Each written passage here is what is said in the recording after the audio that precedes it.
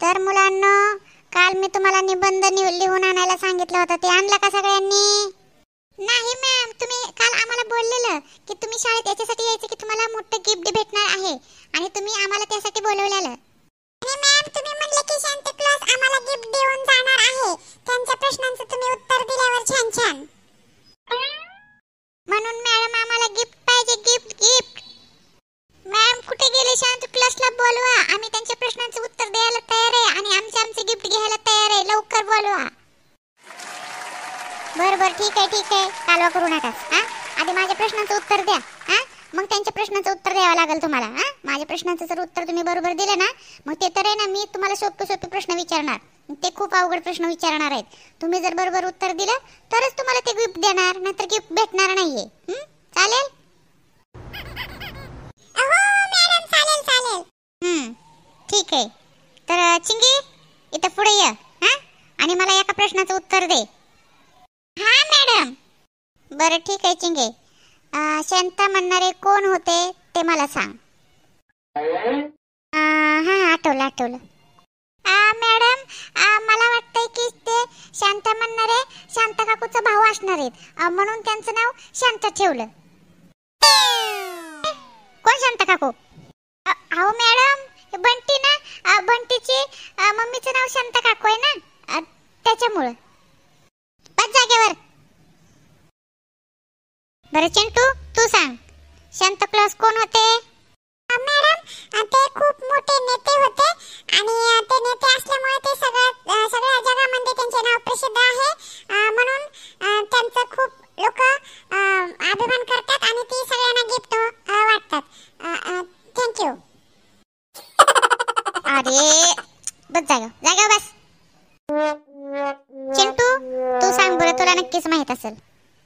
अहो मॅडम, चिंटूने आता सांगितलं माझं नाव आहे ना बबल्या.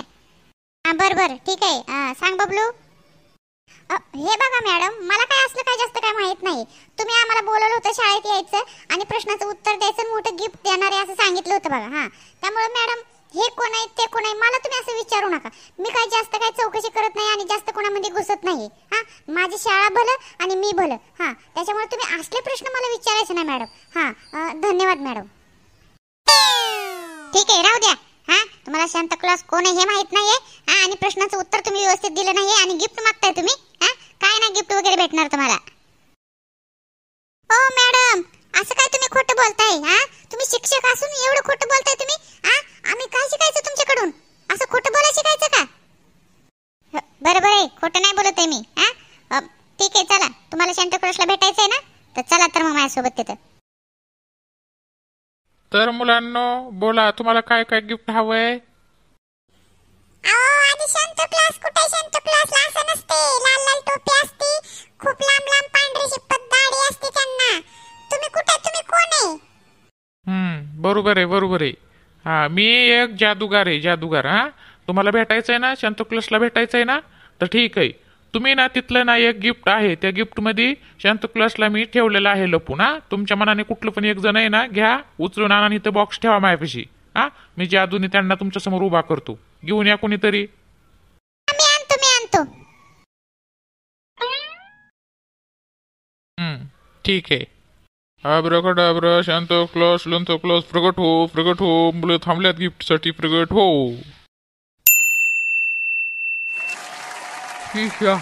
हा. मुलांनो, आलो. बोला, तुमच्या आवडीचं तुमची इच्छा पूर्ण होणार. काय गिफ्ट हवंय कुणाला? काय मागा बरं, विश मागा. कुणाला विश हवे? काय बोला. पहिलं मी शांता क्लॉज, मला एक रिमोट कंट्रोल गाडी पाहिजे, गाडी. हा. रिमोट कंट्रोल गाडी, प्रकट हो. हे घे तुझं गिफ्ट, रिमोट कंट्रोल गाडी.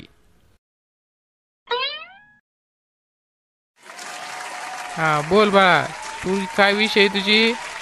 शांता क्लॉज की मॅडम आहे ना, आम्हाला लय मारते, त्या मॅडमला ना बेडूक करून टाका ना. असं बोलतात आपल्या मॅडम विषय? तुम्ही मॅडम तुम्हाला शिकवतात, ते तुमच्या गुरु असतात, गुरुचा आदर करायला पाहिजे ना.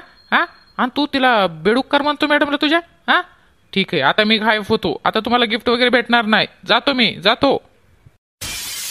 गोय. काय रे अशी विष मागतात का? मॅडम कोण असतात? आपले गुरु असतात. गुरुचा आदर करायचं बोलले ना शांतू क्लास. गेले ना ते निघून रागाने. आता तुला गिफ्ट नाही भेटणार. असं कशाला विष मागायची तू? सॉरी सॉरी, चुकलं चुकलं माझं. मला मॅडमला बेडूक नाही करायचं. मला मला मला चॉकलेट हवी, चॉकलेट. असं नाही. आपल्या आईवडिलांविषयी गुरुविषयी आदर करायचा. तुम्हाला मॅडम चांगले शिकवतात ना, असं बोलतात का? ठीक आहे. आता ना शांतू क्लास नाराज झालेत. मी त्यांना ना बोलून घेतो. आता परत अशी मागायची नाही विष. छान छान विष मागायची. शांतू क्लास प्रगट हो. शांता क्लास, माफ करा. तुम्ही काय फोन नका. मला चॉकलेट हवी, चॉकलेटची विष हवी मला. उठ बा. आपल्या आईवडिलाविषयी, आपल्या गुरुविषयी आपण आदर करायला पाहिजे का नाही? त्यांच्याकडूनच आपण ज्ञान घेतो का नाही सांग बरं. हो शांता क्लास, हो. तर आता मी तुम्हाला सगळ्यांना चॉकलेट देतो. राहते तू उभा, तू पलीकडल्या साईडला. मी जादूने तुम्हाला खूप सारे चॉकलेट देतो. पण खूप सारे चॉकलेट खायच्या नाही. काय होतं जास्त चॉकलेट खाल्ल्याने? दात खराब होतात. चांगले चॉकलेट खायच्या.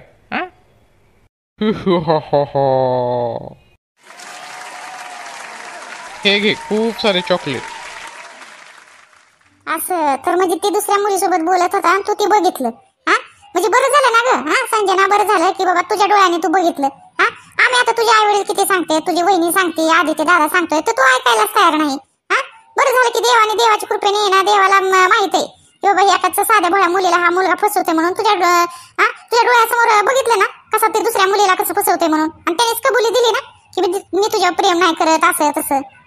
अगं मी तुला तेच सांगितलं अगं संजना, आपलं करिअर बघायचं, आई बाबाचं ऐकायचं असतं. उन्हाळा पावसाळा आम्ही जास्त बघितलेलं असते. आम्हाला माहिती आहे लोक कशी आहेत कशी नाही म्हणून सनी. बरं झालं तू आता हळूहळू का नाही ह्यातून बाहेर पड. हो शांत काकू, त्याच्यामुळं मी घरी सुद्धा येणार नव्हती, पण मला आदित्य दादाने समजून सांगितलं म्हणून आले मी. अगं हे बघ संजना, बरं झालं आता. हे बघ तुझा विषय ना त्यासोबत लग्न केलं असतं किंवा तुम्ही कुठलं तरी डिसिजन घेतलं असतं ना, पुढचं पाऊल उचललं असतं, तर तुला आजचं उद्या पश्चाताप झालाच असता. आणि पश्चाताप झाला असता तर शेवटी काय सांग बरं, नाव गेलं असतं, तुझं आयुष्य बरबाद झालं असतं. वाटोळ झालं असतं का नाही सगळं. त्याच्यामुळे बरं झालं तुझ्या डोळ्यासमोर सगळं तुझ्या डोळ्याने बघितलं आणि कानाने ऐकलं ते. हो काकू, बरोबर बोलताय तुम्ही. त्याच्यामुळं मला सगळ्यांची माफी मागायची. काकू, शांत काकू, खरंच तुम्ही माझ्यासाठी एवढं हातातलं काम सोडून आलं. तुमचं उपकार खरंच नाही मी विसरणार. आणि आदित्य दादाचा पण तुम्हीच संसार वाचवला. रिया वहिनी मला लय समजून सांगत होते, पण मी वहिनीला म्हणजे ऐकलंच नाहीये. मला असं वाटलं की वहिनी माझ्यावर जळती, आदित्य दादाचं कान भरती, आदित्य दादा माझ्यावर लय प्रेम करायचं. असं वाटायचं की लग्न झाल्यापासून हा बदललाय असं तसं. पण असं काही सुद्धा नव्हतं शांत काकू.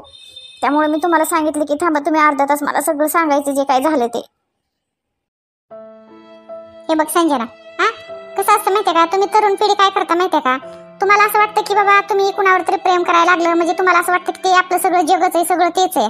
तुम्हाला मग आम्ही सगळे दुश्मन वाटायला लागतो. कारण तुमच्या विरोधात जाऊन आम्ही बोलतो ना हे चांगलं नाही, हे तुला फसवतोय, त्यामुळे आम्ही शत्रूच वाटायला लागलो. आई बाप जरी सांगितलं, बहिणीने सांगितलं, भावाने सांगितलं, तरी तुम्हाला काय वाटतं की आम्ही तुमचे शत्रूच आहे. पण काय असतं माहितीये का, तुमच्या डोळ्यावर जी प्रेमाची झाकलेली पट्टी असते का नाही, त्याच्यामुळे तुम्हाला कुठलंच काय दिसत नाही. सगळी तुम्हाला शत्रू दिसायला लागतात आणि तुमचं प्रेमच तुम्हाला खरं दिसायला लागतं. हे तर चुकता ग तुम्ही. आणि या चुकीमध्ये काय करता तुम्ही, सगळ्यासोबत वाईट वागता आणि मग नंतर पुढे गेल्यानंतर तुम्ही तुमचं आयुष्य स्वतःच उद्ध्वस्त करता. आमचं ऐकत नाही ना तुम्ही. अरे किती जरी केलं तर आई बाप, बहीण, भाऊ दुश्मन नसतात आपलं, हे समजून घ्यायला पाहिजे. हो शांत काकू, तुम्ही अगदी बरोबर बोलताय. म्हणजे मला तसंच वाटत होतं की आई वडील पण माझी साथ देत नाही, आदित्य दादा पण ते पण नाही देत, आणि रिया वहिनी तर काय माझी दुश्मन आहे, ती शत्रूच आहे असंच वाटत होतं. पण माझ्या काळजीपोटी माझं आयुष्य बरबाद नाही व्हावं म्हणून तुम्ही हे सगळं केलं. खरंच म्हणजे मी आता इथनं पुढे अशी चूक नाही करणार.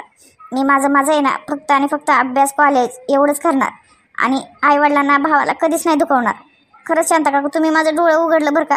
पण मला असं वाटत होतं म्हणजे की मला म्हणजे तो मुलगा खूप चांगला वाटत होता, कारण एवढं गोड गोड बोलायचा ना, म्हणायचा की मी दुसरं कुणासोबत मुलीसोबत बोलत नाही, मी तुझ्यावरच प्रेम, म्हणजे लय तो अक्षरशः एवढं गोड बोलत होता की मी त्यावर विश्वास ठेवत होते. अगं संजना, बरं झालं तुझं डोळं उघडलं का नाही, बरं झालं.